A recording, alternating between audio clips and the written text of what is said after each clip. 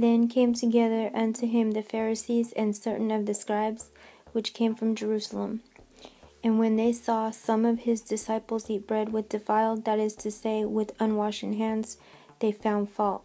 For the Pharisees and all the Jews, except they wash their hands oft, eat not, holding the tradition of the elders.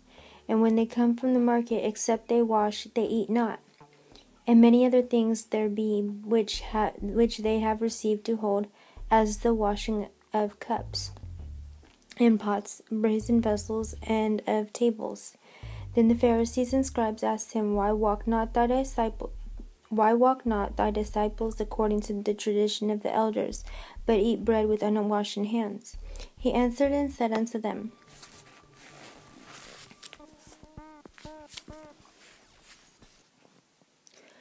Well hath Esaias prophesied of you, hypocrites, as it is written, that this people honoureth me with their lips, but their heart is far from me. Howbeit in vain do they worship me, teaching for doctrines the commandments of men. For laying aside the commandment of God, ye hold the tradition of men, as the washing of pots and cups, and many other such like things ye do. And he said unto them, Full well ye reject the commandment of God, that ye may keep your own tradition. For Moses said, Honour thy father and thy mother, and whoso curseth father or mother, let him die the death. But ye say, If a man shall say to his father or mother, It is Korban, that is to say, a gift, by whatsoever thou mightest be profited by me, he shall be free.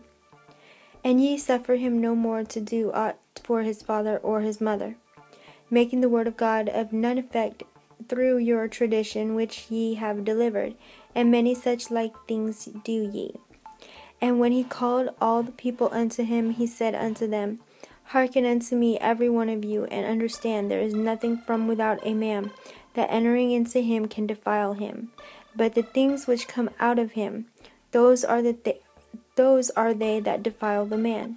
If any man have ears to hear, let him hear. And when he was entered into the house from the people, his disciples asked him concerning the parable. And he saith unto them, Are ye so without understanding also? Do ye not perceive that whatsoever thing from without entereth into the man, it cannot defile him? Because it entereth not into his heart, but into the belly, and goeth out into the draught, purging all meats. And he said, That which cometh out of the man, that defileth the man.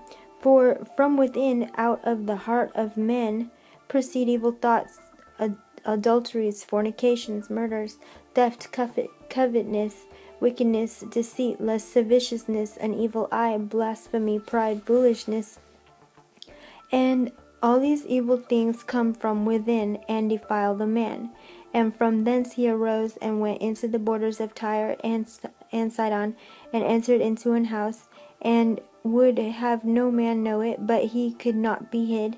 For a certain woman, whose young daughter had an unclean spirit, heard of him, and came and fell at his feet.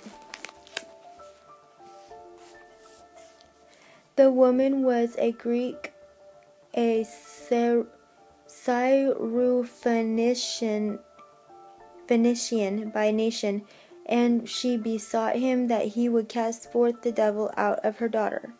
But Jesus said unto her, Let the children first be filled, for it is not meet to take the children's bread, and to cast it unto the dogs.